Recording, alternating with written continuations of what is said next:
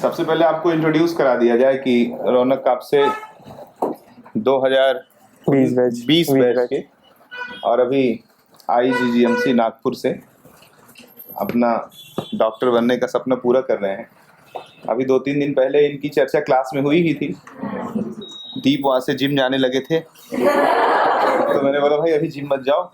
तो रौनक आपसे देखो जिम करके शरीर भी अच्छा कर लिए और आप लोगों को कुछ दिशा निर्देश देंगे जिससे आपको अपना गोल हासिल करने में और ज़्यादा सहयोग हो सके। तो जो भी आपके व्यक्तिगत क्वेश्चन है या जो भी आप इनको गाइड करना चाहते हैं कर सकते हैं। Thank you. कुछ पूछना है किसी को, कुछ भी कॉलेज के रिगार्डिंग, स्ट्रेटजी के रिगार्डिंग या किसी भी चीज़ के लिए तो 1 by 1 क्वेश्चन कर सकते हैं, कोरस में नहीं। कैसा होता है वहाँ पे मेडिकल कॉलेज में जाने के बाद, कैसा लगता है?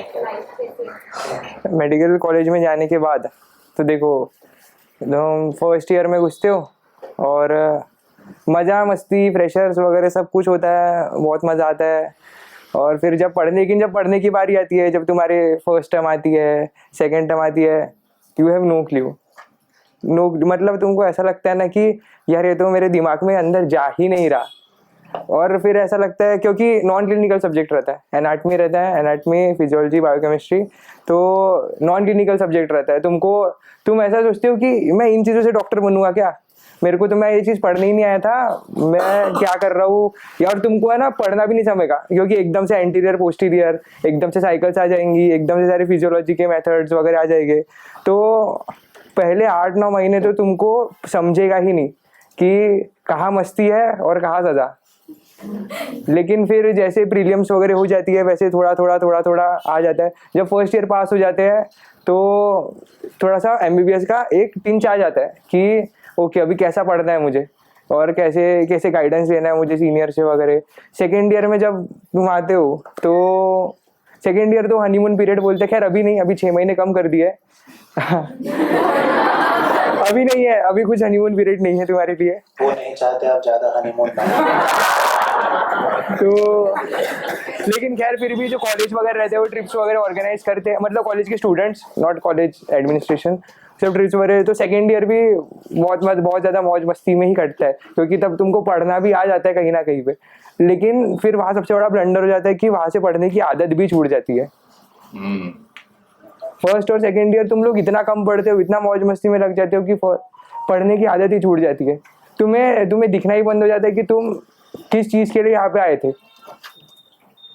तो बस मेरा वही है कि ये चीज़ मत करना, हमेशा ये याद रखना कि तुम्हें क्या बनना है। मैं ऐसा नहीं बोल रहा मौज मस्ती मत करो, मैंने ही बहुत किया भाई, मैंने तो छोड़ो लेकिन वही कि पढ़ते रहना। फिर थर्ड ईयर वगैरह आता, थर्ड ईयर एक बार क्लिनिकल चालू हो जाता है तो फिर सभी लोग पढ़ने लग जाते हैं, थोड़ी सद्बुद्धि आ जाती है। लेकिन ये हो कि जब थर्ड ईयर आए तब तक बहुत ज़्यादा लेट ना हो जाए कि अभी तो भाई मतलब एकदम ही हाथ से छूट गई ये ट्रेन। दिन पहले जब हम पेपर डिस्कस कर रहे थे कल या परसों में रिपीटर्स बैच में स्टार ऑफ द मंथ का, तो मैंने नोटिस किया कि वीकली टेस्ट में जिन बच्चों का रेंज मार्क्स का 160-170 रहता है, स्टार ऑफ द मंथ में 120, 130, 140 हो जाता है ना। स्टार ऑफ द मंथ में क्योंकि चैप्टर ज़्यादा होते हैं तो 20-30 मार्क्स का फर्क आ जाता है पर सब्जेक्ट, जिससे ओवरऑल रिजल्ट काफ़ी नीचे आ रहा है।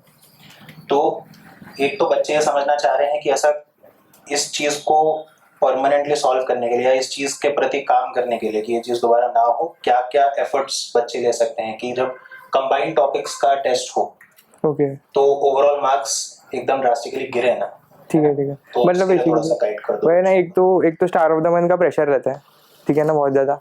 मुझे भी पता है स्टार ऑफ द मंथ का बहुत प्रेशर रहता है। आइंस्टाइन अवार्ड हो गया, अर्जुन अवार्ड होता है ना सर, हाँ अर्जुन अवार्ड अब नहीं होता, ठीक है। तो मतलब इन जो बड़े टेस्ट जो रहती है तो है ना, इनका प्रेशर रहता है। लेकिन जाहिर सी बात है भाई, डॉक्टर बनना है तो प्रेशर हैंडल करना सीखना ही पड़ेगा तुम लोगों को।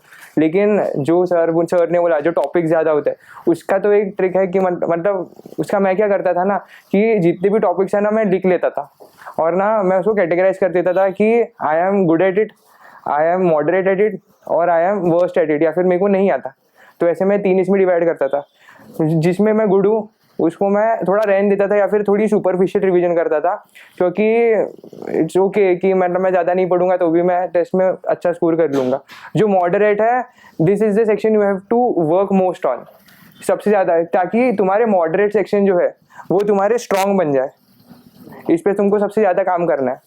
और जो वीक है उनको थोड़ा साइड में रख दो, या फिर थोड़ा बहुत की सुपरफिशियल क्वेश्चन तुमको उसके जम जाए, एकदम जो तुच्छी मिस्टेक जो बोलते हैं वो ना हो जाए, उसके लिए पढ़ लो थोड़ा बहुत। लेकिन जो वीक है उनको बाद में अच्छे से प्रिपेयर करना है। लेकिन एकदम अभी एक हफ्ते भर में टेस्ट है या फिर 2 दिन में टेस्ट है तो उनको नहीं छूना ही ज़्यादा बेटर है। जो मॉडरेट है उनको स्ट्रॉन्ग करो, जो स्ट्रॉन्ग है उनको तो रहने दो। तो मैं यही करता था। मार्क्स अगर किसी रेंज में अटक गए 620, 610, 620, 600, 590 में अटक गए तो वो क्यों? क्यों? रीजन हो सकता है, आपके साथ भी ऐसा हुआ है? हाँ सर, हुआ था 11th में। सबसे पहले तो मतलब एक सबसे कॉमन रीज़न होता है कि एक सब्जेक्ट छूट रहा है, एक सब्जेक्ट वीक छूट रहा है। बायो, केम, फिजिक्स में से कोई भी एक सब्जेक्ट ना वीक छूट जाता है कभी कभी, कि मतलब ऐसा रहता है ना कि जैसे फिजिक्स पढ़ने की इच्छा नहीं हो रही, या मतलब बायो बहुत रट्टा है तो बायो नहीं पढ़ना, तो मतलब ऐसा लगता है। तो ये एक बहुत ही कॉमन है। दूसरी बात ना, एक फिजिक्स की वजह, मैंने देखा है कि मेरे भी बहुत बार ना फिजिक्स की वजह से मार्क्स अटकते थे, क्योंकि फिजिक्स में ना कैलकुलेशन मिस्टेक वगैरह हो गई वगैरह ऐसा।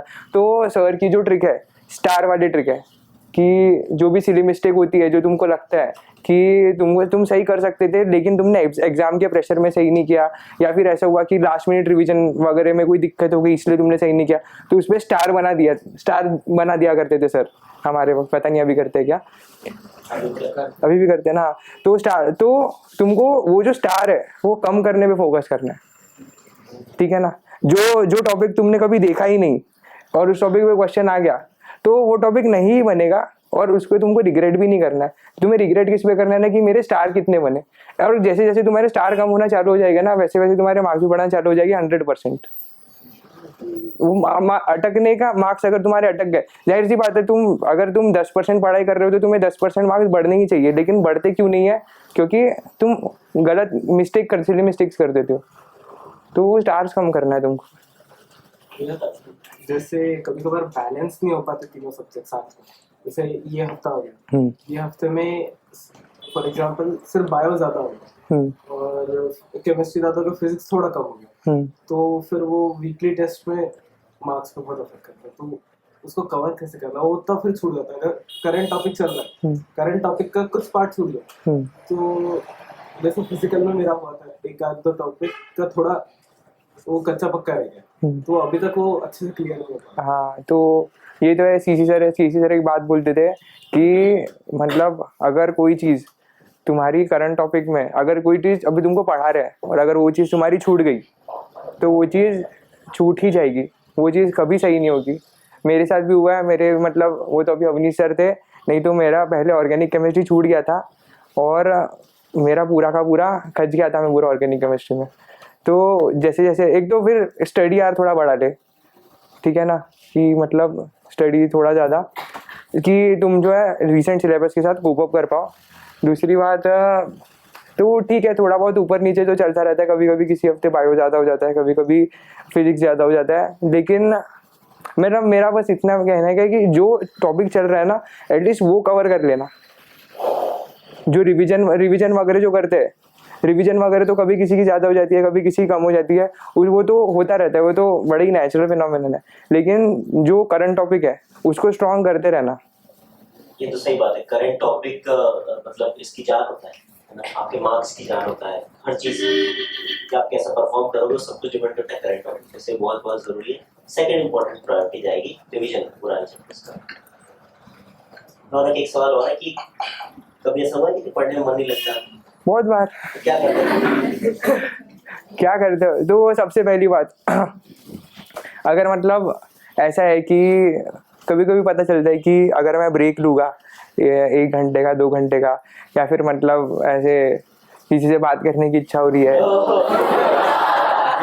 या फिर थोड़ा सा खेलने की इच्छा हो रही है, तो कर लो या फिर खेल लो, ठीक है ना। क्योंकि जब तक वो होगा नहीं ना, तब तक तुम्हारे मन को वैसे ही खेलना पड़ेगा। नहीं, लेकिन मतलब ऐसा नहीं कि मतलब 1 घंटा बात करने के लिए फिर 4 घंटा बात कर लिए या फिर दोस्तों से। हाँ, दोस्तों से या फिर मतलब ऐसे 1 घंटा खेलने को निकले 6 घंटा खेल के आ रहे हैं, मैं ऐसी बात नहीं कर रहा हूँ, ठीक है ना। अपनी लिमिट तुमको पता रहना चाहिए तुम किस चीज को चेज कर रहे हो। तुम्हारा ड्रीम नीट है, तुम्हारा डॉक्टर बनना है, और जो मैं अभी बताता हूँ, तुम लोग जो पढ़ रहे हो ना, चीटा है वो, चीटा, ठीक है ना। तो एक नहीं, मैं डरा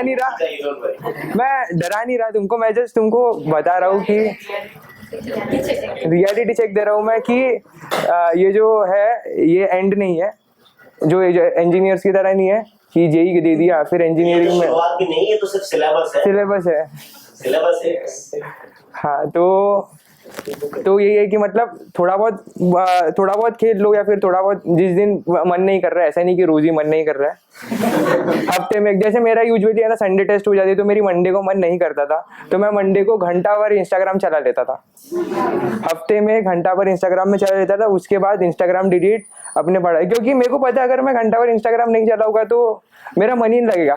वो घंटे भर की जगह मैं पूरी शाम वेस्ट कर दूंगा ये सोच के कि इंस्टाग्राम पे क्या हो गया, फिर मैं थोड़ा खेल लेता हूँ या फिर मैं कुछ भी कर लेता हूँ, उसमें मेरी पूरी शाम वेस्ट हो जाएगी। तो मैं घंटा भर मैं इंस्टाग्राम चला लेता था थोड़ा बहुत, लेकिन फिर अपना पढ़ने बैठ जाता था। या फिर एक और अच्छा ऑप्शन है, रूफटॉप पे जाके आप अपने आप से बात कर सकते हैं, that's was very good option, not talking to others, वैसे ही टॉकिंग टू आवरसेल्फ। इनको मालूम था 1 घंटे चलाना है, बहुत सारे लोगों को नहीं। हाँ, नहीं, या फिर क्या करना ना, जाएगा आज से मैं भी 1 ही घंटे चलाऊंगा। उनका घंटा और घड़ी अलग रहती है। या फिर एक है कि मिरर के सामने जाके खड़े हो जाना, और ना खुद को याद दिलाना कि मतलब मैं क्या चीज कर रहा हूँ, या फिर मैं क्या करना चाहता हूँ, या फिर मुझे क्या बनना है। एक बार जब मिरर के सामने खड़े होके जब कन्फ्रंटेशन हो जाता है ना खुद से, या फिर जो सर बोलते थे, एक होती है दृष्टि, एक होता है दृष्टा। दृष्टि का मतलब तुम जो देख रहे हो, दृष्टा का मतलब तुम 3rd पर्सन में खुद को देख रहे हो। तो जब तुम्हारी दृष्टा एनेबल हो जाती है ना, जब तुम खुद को देखते हो कि अरे मैं क्या कर रहा हूँ, मैं 2 घंटे से इंस्टा चला रहा हूँ या फिर 2 घंटे से खेल रहा हूँ मैं, जबकि मेरे को बहुत बड़ा पर्पस चेज करना है, जब तुम्हारा वो दिखना है तो बराबर मन लगना ही है भाई तुम्हारा। ठीक है, एनी अदर क्वेश्चन गाइस? हाँ, बायो के क्वेश्चन स्ट्रेट फॉरवर्ड रहते हैं, बट फिर भी पेपर के समय एक्स्ट्रा लॉजिक लगा के उल्टे सीधे दिमाग लगा के गलत हो जाता है। हाँ, क्या करना बहुत करता था ये मैं ही हूँ, मैं बैठता भी वही था। खैर, तो क्या करना, ऑप्शन छुपा देना, क्वेश्चन पढ़ना, जो दिमाग में आए वो सोच लेना सही आंसर, जब हटाओगे तो तुमको दिख जाएगा। ये लोग ऐसा करते नहीं, बता रहा हूँ रोज ऐसा करो, बट वो मन की बात है ना, तो मन को कंट्रोल तो करना पड़ेगा। ये सबसे बेस्ट ऑप्शन बताया रौनक, है ना, कि हाइड कर दो ऑप्शन, उसके बाद रीड करो, आंसर आ जाएगा, फिर ऑप्शन देखो। This is the one and only तरीका by which you can correct your question, mistakes नहीं होगी। लेकिन कुछ क्वेश्चन में तो देखना पड़ता है। तो है ना, ये याद रखना तुम कि है ना, तुम ना हमेशा ना याद रखना कि एग्जामिनर किस माइंडसेट से सेट करता है।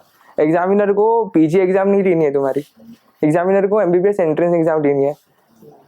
एग्जामिनर कभी भी तुमको बहुत ज्यादा जब ऐसे दिमाग भागता है ना, यार ऐसा होगा, ऐसा करके ऐसा, हाँ यार नहीं है, एग्जामिनर नहीं, एग्जामिनर को चाहिए कि तुमको बेसिक लॉजिक लगाना है एमबीबीएस के, तो तुमको बेसिक लॉजिक ही लगाना है। जब तुम्हारा दिमाग इधर उधर भागे ना, तो ट्राई करना, तुम दिमाग को समझाना कि तू चिंता मत कर, ये लॉजिक तू पीजी के एग्जाम में लगाना, अभी बेसिक से चलते हैं। कोई ये पूछ रहा है कि मन नहीं लग रहा है, भाई ये तो बिल्कुल मेरे हिसाब से इमेच्योर सी बात है। मैं कहूँ कि मेरा पढ़ाने का मन नहीं कर रहा, या मान लो अमन सर कहें कि उनको वीडियो शूट करने का मन नहीं कर रहा, तो मन को मालूम होना चाहिए कि क्या ऐसी कौन सी चीज है जिसके लिए नहीं करना है। तुम्हारे पापा तुमको कह दें कि तुम्हारा फोन छीनने का मन कर रहा है तो मन को ये बात मालूम होना चाहिए। तो पढ़ने में मन नहीं लग रहा है, यानी सीधी सी बात है कि हम अपनी जो है गोल को लेकर के जरा सा भी अवेयर नहीं। कुछ नहीं, जरा सा थोड़ी देर बैठना है, आंख बंद करके थोड़ी देर बैठना है, आपका लक्ष्य क्या है, जैसे रौनक ने बताया, वो ध्यान करना है, ठीक है, बस सब छोड़ पढ़ाई में जुटना। और बहुत आसान सी चीज है, जिस दिन जग जाओगे उसी दिन से इम्प्रूवमेंट दिखने लगेगा। कोई भी ऐसा आदमी नहीं है जिसके चरित्र में इंप्रूवमेंट ना हो सकता हो और जिसके मार्क्स उठ ना सकते हो। बस केवल उसके अपने स्वयं की आदत है जो हमेशा उसको एक तरह से एक्शन करता है और अलग परफॉर्मेंस की उम्मीद करता है। जब तक एक्शन नहीं बदलेगा तब तक परफॉर्मेंस नहीं बदलेगा, इतनी सी बात है बस। बाकी अच्छा कर रहे हो और बेहतर करने की कोशिश करो। और ये बहुत अच्छा टाइम है, रौनक ने कहा ना ये तो छीटा है ना, दिस इज ब्यूटीफुल जर्नी। ठीक है, मेडिकल कॉलेज में जाके चीजें बहुत ज्यादा बड़ी हो जाती है। जो शायद फिजिक्स आपको भी डिफिकल्ट लग रहा होगा, न्यूमेरिकल्स वगैरह, आप वहां जाके बोलोगे भाई वही बहुत इजी था। ट्रस्ट मी, आप बोलोगे कितने आसान चीजें थी, कितने आसान न्यूमेरिकल थे, कितने आसान कैलकुलेशन, कितने आसान कन्वर्जन थे, बोलोगे आप। Trust me. एक बात और सी सर कहना चाहूंगा भाई, देखो ये है यहाँ पे लॉकडाउन लग गया अचानक से। हम लोग कभी मौज मस्ती करने वाले आदमी ये नहीं जानते थे कि ऑनलाइन कैसे पढ़ाया जाएगा, क्या होगा क्या नहीं होगा। फटाफट सीखे। लास्ट दिन जब पहले लॉकडाउन जब इनका रिजल्ट आया तो मैंने सिर्फ इनके चैट को स्क्रॉल किया तो मुझे लगता है लगभग इन्होंने 3-4 महीनों में एग्जाम के 700 के आसपास डाउट पूछ रखा है। क्वेश्चंस भेजना, रात को 12 बजे भी 2 बजे भी क्वेश्चन भेजना, बहुत सारी चीज़ें करना। कॉल किया, मैं नहीं पिक कर पाया, दोबारा कॉल कर लेना। बहुत सारे लोग थे लेकिन इनका एफर्ट इनके चैट से दिख रहा था साफ साफ। तो सारी चीज़ों के अपार्ट एफर्ट इतनी बड़ी चीज़ है कि जब आप कोशिश करोगे तो वो सबको, सामने वाले को भी दिखने लगेगा, किसी को दिखाने की ज़रूरत नहीं और अपने आप सारी चीज़ें बदलने लगी। ये अपने लक्ष्य को पा पाए हैं तो उसमें सिर्फ और सिर्फ था इनका शिद्दत से अपने चीज़ के प्रति काम करना। नहीं तो ऐसे भी लोग थे जो इनको पीछे कर दे रहे थे कई टेस्टों में, लेकिन कंटिन्यूअस अनुशासन नहीं था उनके चरित्र में। ओवरऑल जो उनका कैरेक्टर था वो डिसिप्लिन नहीं था। मुझे लगता है कि वो बच्चे, एक दो बच्चे ऐसे थे और जिनका बाद में रिजल्ट उतना बेहतर नहीं हो सका जो इनके टक्कर के थे। यानी कि अनुशासन इतनी बड़ी चीज़ है कि वो बिल्कुल सब कुछ सुधार के रख देगा, बस आपको उसको फॉलो करना है। ठीक है सर, मन को लेकर मैं भी 1 मिनट बोलना बिल्कुल चाहता हूँ। मन की बात आपको आना पड़ेगा।